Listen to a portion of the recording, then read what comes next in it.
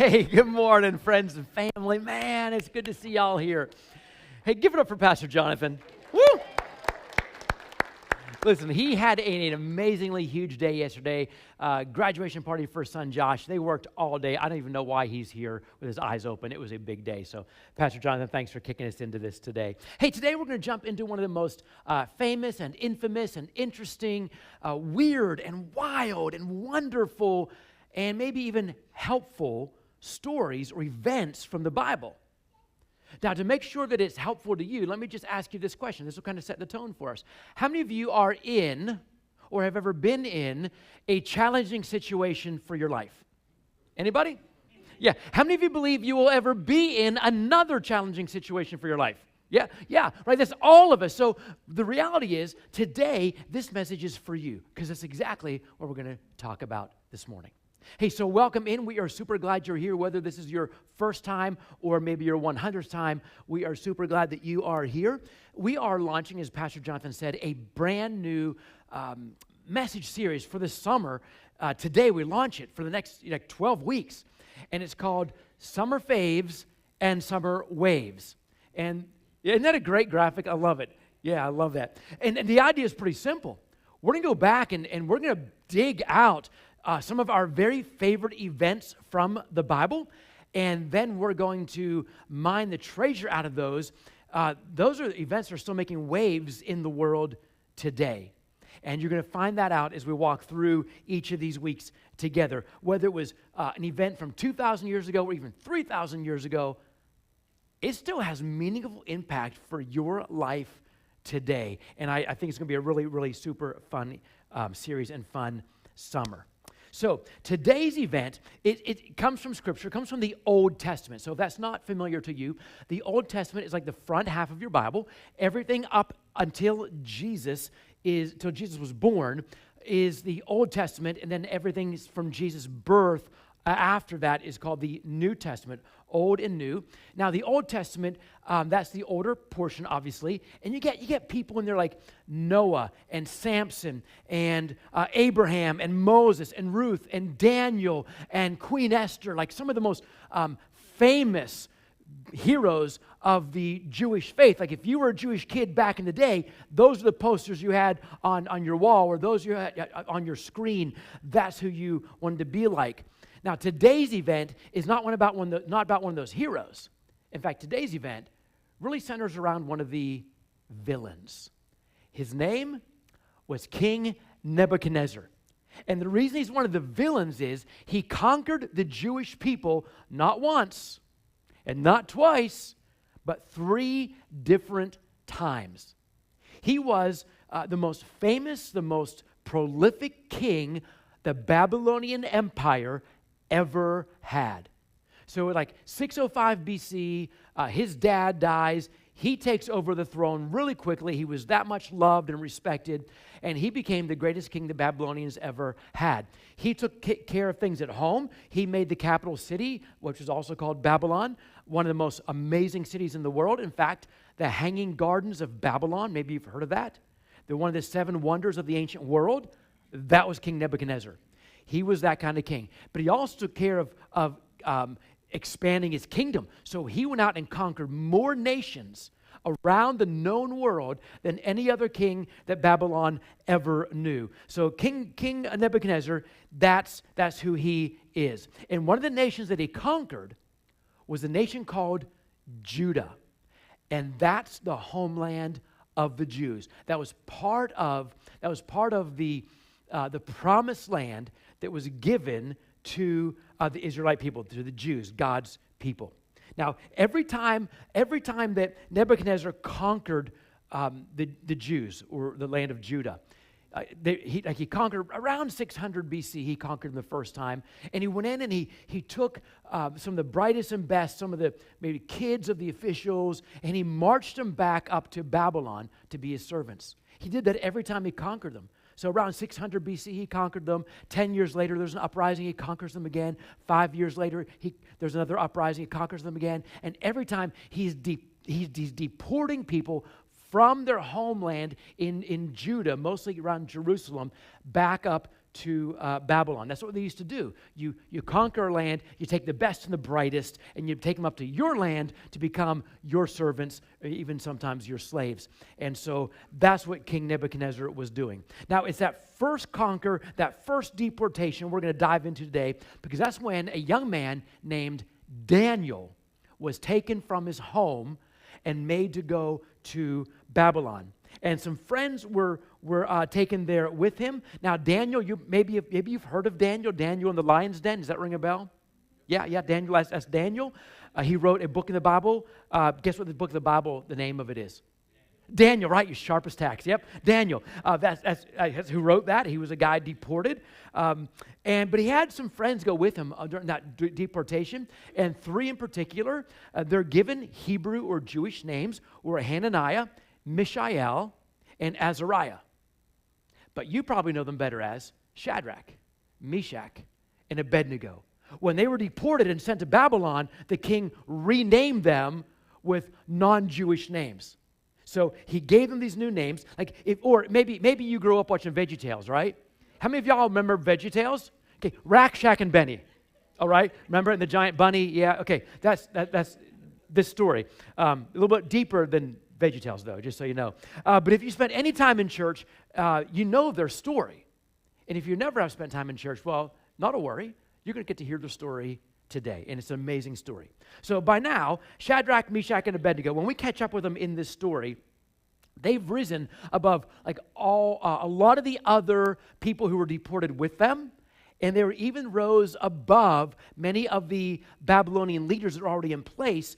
So they've proven their value. They've proven their worth. These young men have the blessing of God on them, and the king notices them, and so he gives them pretty important roles in his king's court, which means they were invited to this huge, huge event that the king was throwing, well, for himself. He's an egomaniac.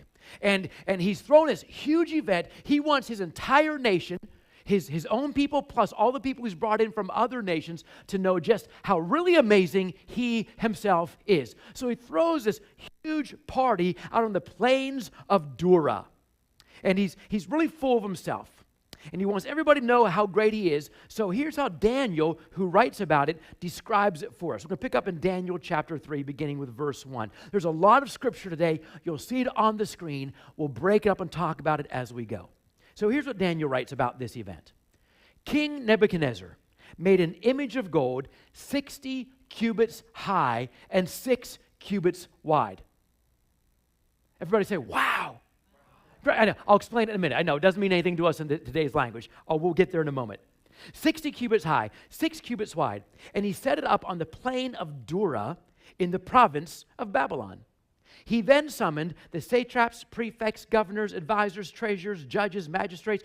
He summoned the Senate and the House of Commons, and if we're in another country, and the governors and all the important officials, right? That's what all those words are. He summoned all the important people in all the important positions to come to the dedication of the image he had set up.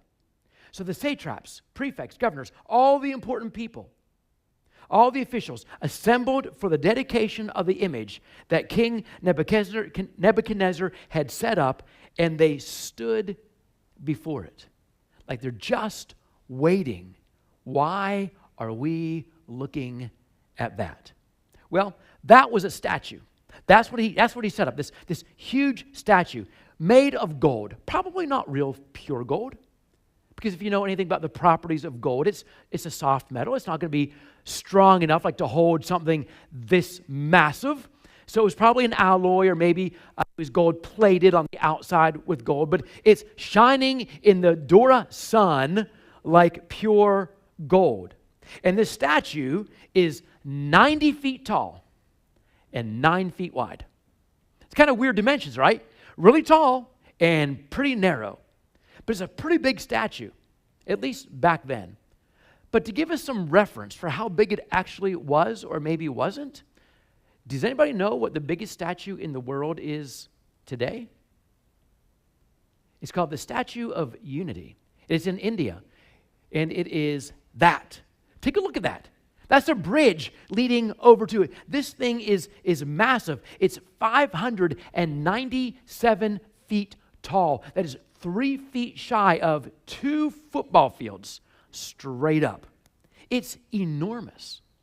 Now, there are other big statues in the world. Take a look at these others in comparison. So there's the Statue of Unity in India.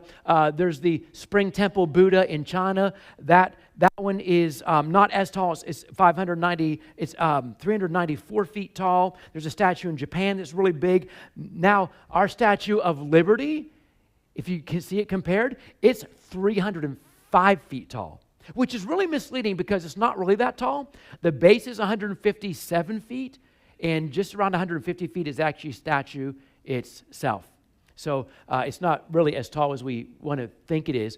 But there are some pretty tall statues in the world today, which make 90 feet seem not so big to us.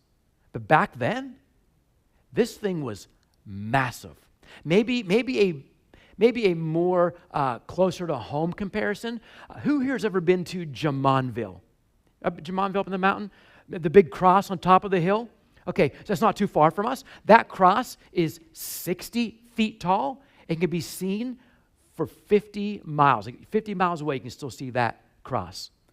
What Nebuchadnezzar built and put up in the plains of Dura was 90 feet tall, even taller than that cross. It could be seen for miles, like forever, which was exactly his point. He wanted everybody to see the statue he built because it was really like a statue about himself. So let's go back into the scripture. Let's keep reading. These people are gathered around the statue, kind of holding their breath, waiting. Here's what happened. Then the herald loudly proclaimed, "Nations and peoples of every language, this is what you are commanded to do." So remember, Nebuchadnezzar has conquered all these other lands and imported their leaders. And so there are people from all over the known world speaking all these different languages. Now, when they were imported into Babylon, they were all forced to learn the language of Babylon. So they all speak the one language, but they all have these other languages as well. That's this really eclectic crowd gathered around this statue. Now, here are their instructions. Verse 5. As soon as you hear the sound of the horn, flute, zither, lyre, harp, pipe, and all kinds of music. In other words, when you hear the band, you must fall down and worship the image of gold that King Nebuchadnezzar has set up. Now, don't miss what this is actually telling us. The king is saying, when you worship the statue, you're actually worshiping me.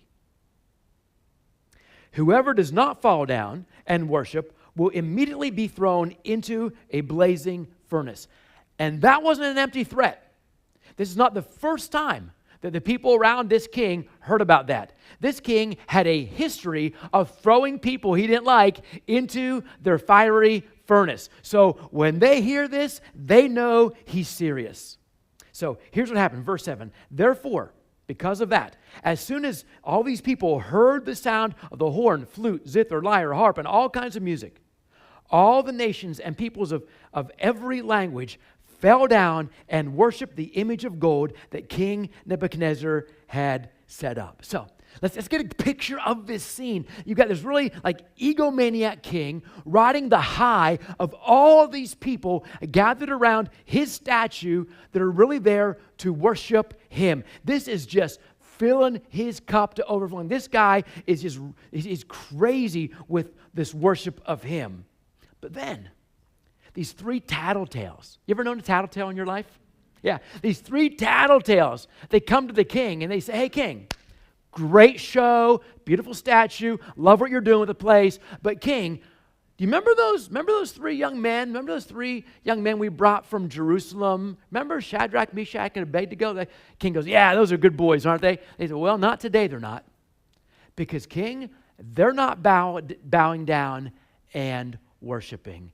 They're standing and refusing to follow what you've told us to do." Now, the reason these guys came to the king was because they were Babylonians who probably got passed over for some important positions because of these 3 Jewish young men. So they're salty, right? They're a little angry at these guys, so they're going to go tell the king about them. Here's what happened, verse 13.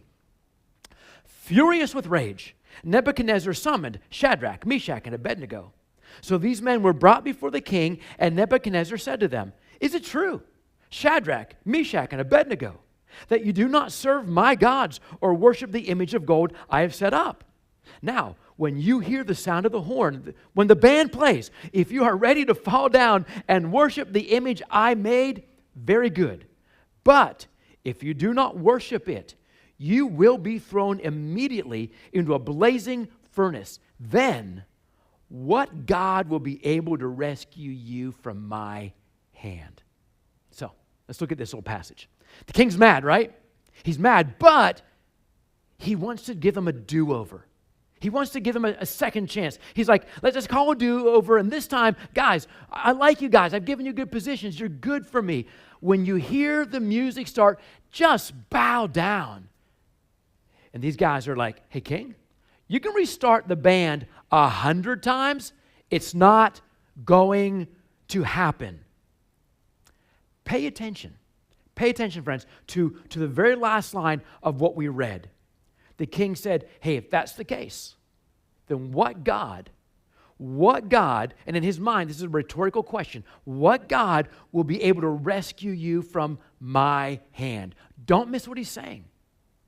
He's saying there is no person, there is no ruler, there is no king, there is no monarch, there is nobody, and there is no God more powerful than I am. Can you imagine our God, the one true God, sitting up in heaven watching that happen? Can you imagine God laughing like, "Are you kidding me? Are you kidding me? Hey, Gabriel, Michael, come over here. Get a load of this guy." Because this is a big claim, right? Nebuchadnezzar's like, "Hey, there's no God more powerful than me. No one can rescue you from what I'm going to do to you." King Nebuchadnezzar is so full of himself, he makes this really, really bold claim. But the claim that Shadrach, Meshach, and Abednego made in response is even bolder than the king's. Yeah, listen to what they said. Verse 16. Shadrach, Meshach, and Abednego replied to him, "King Nebuchadnezzar, we do not need to defend ourselves before you in this matter." In other words, this isn't our fight. Like, you have us, but there's something behind us way bigger than us, king. If we are thrown into the blazing furnace, the God we serve is able to deliver us from it, and he will deliver us from your majesty's hand. But even if he does not, we want you to know, your majesty, that we will not serve your gods or worship the image of gold you have set up. These guys are rock solid. And by the way, this is like the only speaking part in the entire Bible they have. But these guys are so rock solid. Do you know why they're so rock solid? Because they made their minds up before that day ever came that they were going to trust God. Listen, when these guys were 15 years old, y'all are just about there. You're not far from it. When these guys were 15, they were taken from their homes, taken from their families, taken from their homeland, and made to walk 900 miles. It took 3 to 4 months to walk from Jerusalem to Babylon when they were 15 years old. This is a few years later. They're probably around 20 years old now. But when they first arrived in Babylon, like day one, they made a decision that they would not follow the king, the culture, or the crowd. When almost all the others around them who came with them from Jerusalem, fellow Jews, followed the king, the culture, and the crowd, these three guys plus Daniel said, "Not us, we're going to do it our own way." They made up their minds, but that wasn't even when they arrived in Babylon. They made up their minds before they left Jerusalem that they would belong to God, that God would be their God, and they would be God's men. They made up their minds before they ever started on that 900-mile journey. They made up their mind before they ever arrived, before this day came, standing before the statue, that they would never worship another, that they would trust that God is who he says he is, and they are who God says they are. Now, here's why that's important. I'm going to focus on some of y'all who are middle school, high schoolers, or even in college. Middle school, high school, colleges, raise your hand for us. I know you love being singled out. Okay, great. So listen. You are about to in the next year, 2 years, 3 or few years, you're going to enter the world. And when you enter the world, your youth group teenage faith will not be able to answer the questions the world throws at you. When you enter out into the world, you're going to find yourselves confronted with kings and cultures and crowds that will want to take you away from the faith you profess right now in Jesus Christ as your God. And if you don't make up your mind right now, where you are and how old you are right now, you will begin to bend and sway to the winds of the world. You've got to make sure you make up your mind before you get there, because when you get there, it's hard to sometimes see the right from the wrong. The world's going to tell you that, hey, this is right, and God says, no, it's wrong. And if you've not made up your mind ahead of time, you're going to begin to believe what the world says. So students, middle school, high school, college age, before the world gets to you, you get with God, and you make sure you know where you stand with Him. He is who He says He is, and you are who He says you are, no matter what anyone says about Him or you. Does that make sense? All right, so make up your mind ahead of time. That's what these young guys did, same age as y'all. And they were able to stand when nobody else would. You can trust God for this. Do you know, by the way, how easy it would have been for those guys to just look like everybody else? Right? Just think through this. There's a huge crowd of people. Shadrach, Meshach, Abednego. They could have said, hey, guys, let's go over here. Let's get on the edge of the crowd. We're still like part of the crowd, but we're just on the edge of the crowd. And let's go ahead and bow down. When the band starts, let's bow down. But we won't really bow down to the statue, the three of us. We'll just bow down over here. We'll have a little worship session of our own to Yahweh, but no one will know about it because it looks like we're bowing down with everybody else. But we know and God knows, right? They could have done that. But they didn't. They chose to stand and to stand up and to stand out. That was a huge decision. And here's why that's so important. When you begin to blur the lines, it's easy to cross them. Let me say that again. When you begin to blur those lines, it's easy to cross them. And when you do, you're in danger of losing your witness. If these three guys would have just blended in and looked like everybody else, even though they weren't really worshiping the statue, but they looked like it, this king, Nebuchadnezzar, would never have understood how great our God is. Let's keep moving forward so you see that, right? So let's jump back in now, verse 19. Then Nebuchadnezzar was furious with Shadrach, Meshach, and Abednego. Remember when we left them, they're like, hey, we're not bowing down, no matter how many times you restart the music. He's furious with Shadrach, Meshach, and Abednego, and his attitude toward them changed. So apparently he was just angry. Now he's white-hot angry at them. He ordered the furnace heated 7 times hotter than usual and commanded some of the strongest soldiers in his army, like the special forces, to tie up Shadrach, Meshach, and Abednego and throw them into the blazing furnace. So these men, wearing their robes, trousers, those are pants for anybody under 50, all right? Trousers. Don't use that word very often anymore. Trousers.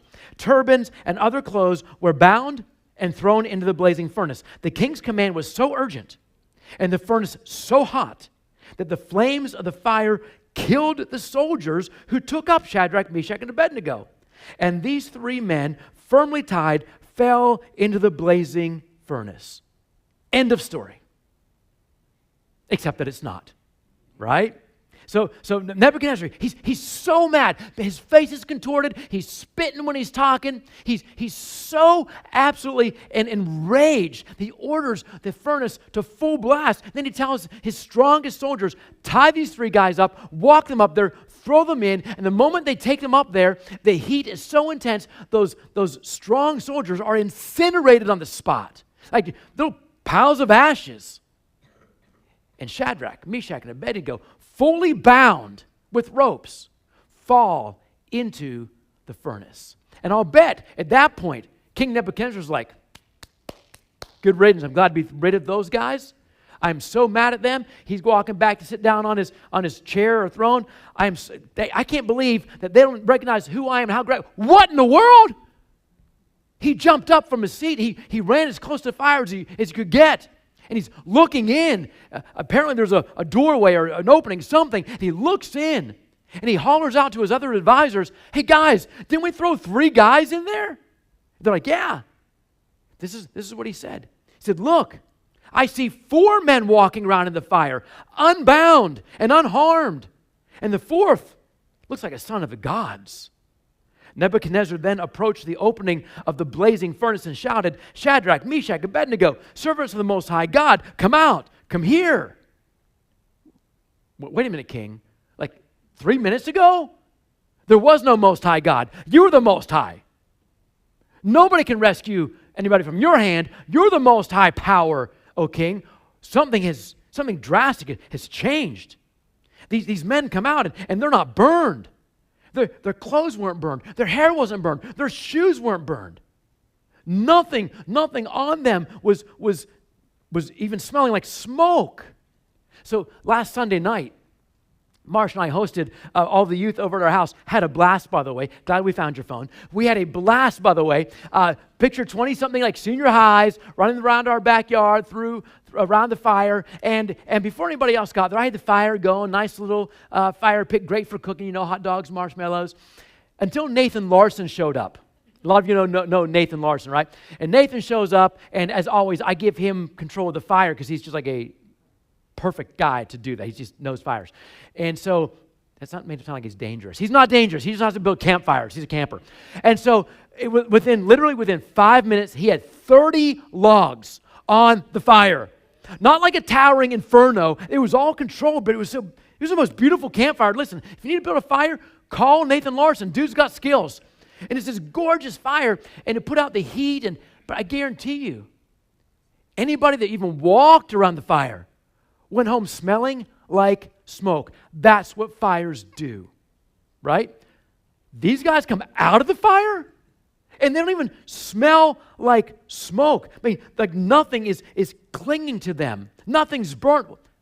One thing burned on them.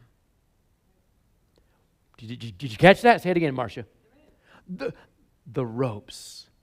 The very thing that bound them got burned up in the fire, but nothing else. Just say, wow. Right? That's amazing, right? I'm not going to make a big point of this. Lots of pastors have already done so and way better than I could. But sometimes, I'll just say this. When you're in the difficult places, stop asking God why he let it happen to you.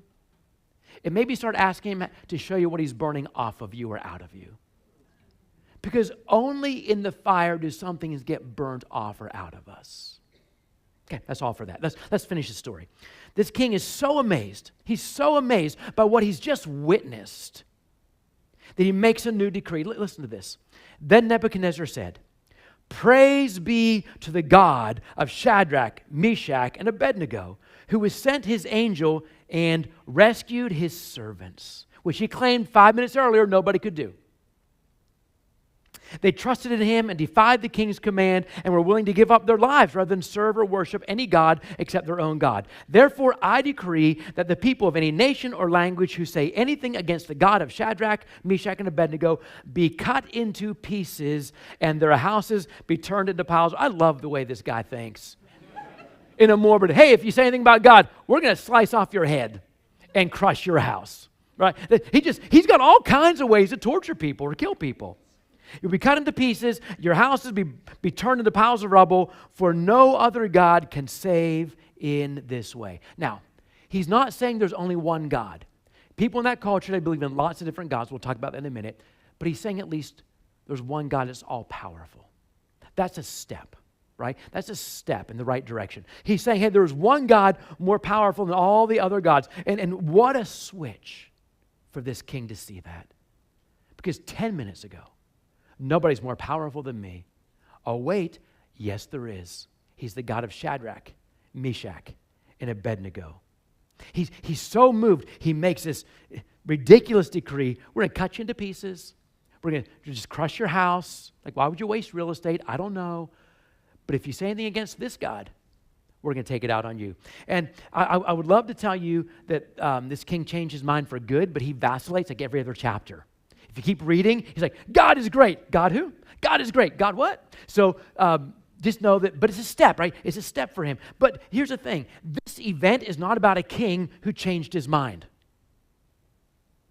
This event is not even about 3 guys that walked out of the fire unharmed. This event is about one thing: power. It's all about power. Don't miss this. It's about God showing his power to his people. Have you ever wondered why Daniel included this story in the first place in his book? He's not even in it.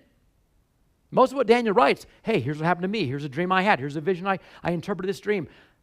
Daniel's not even in here. We can talk about it another night. Maybe on Wednesday night we'll talk about where Daniel may have been. So why did Daniel include this? I mean, it's an amazing story. I'd write it down too if I was there.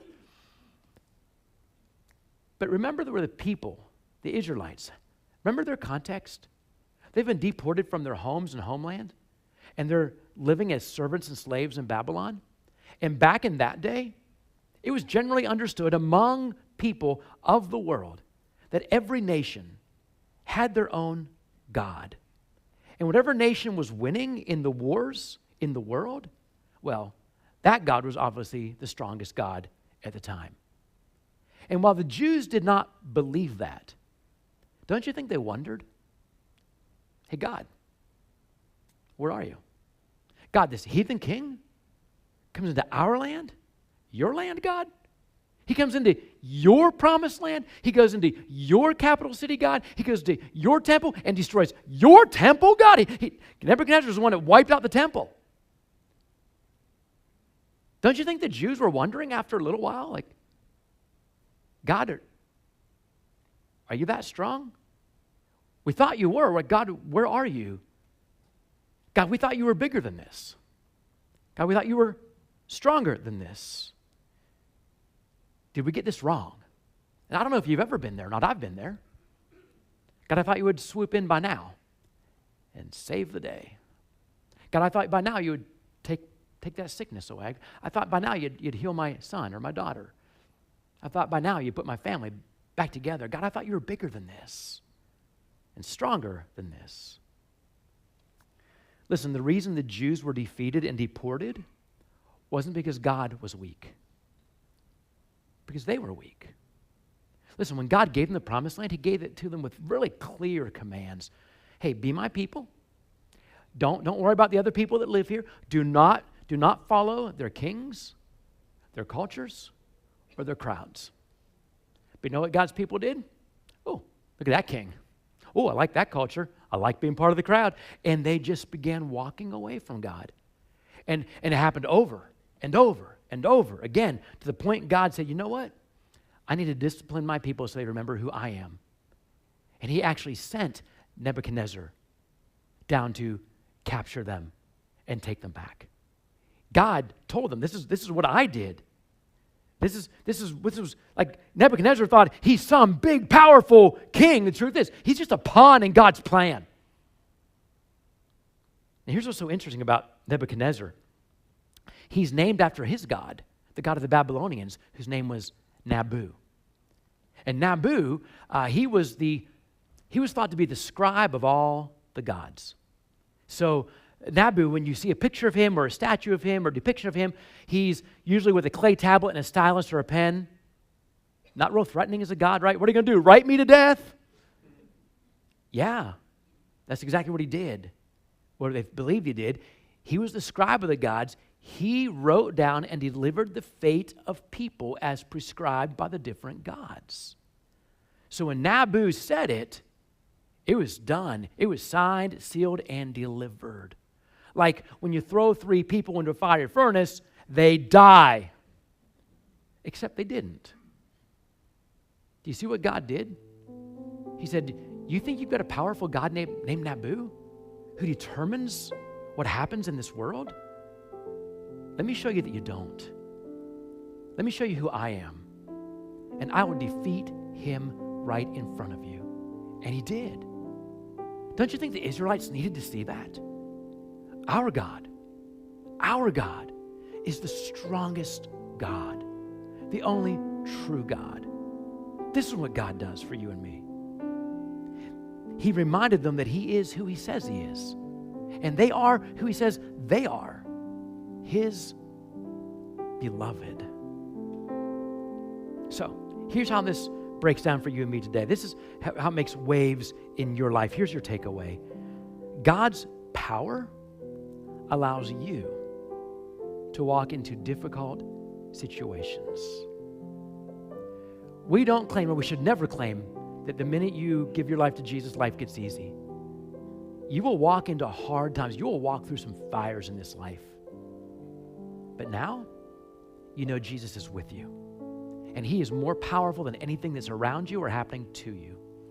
And he will use a fire, sometimes to even burn things out of you. But you can know that God is who he says he is. And you are who he says you are. So if you're in one of those times right now where you're feeling like overwhelmed or lost or alone or hopeless, this story is recorded for you, where God proves again he is more powerful. Today, we get to celebrate that.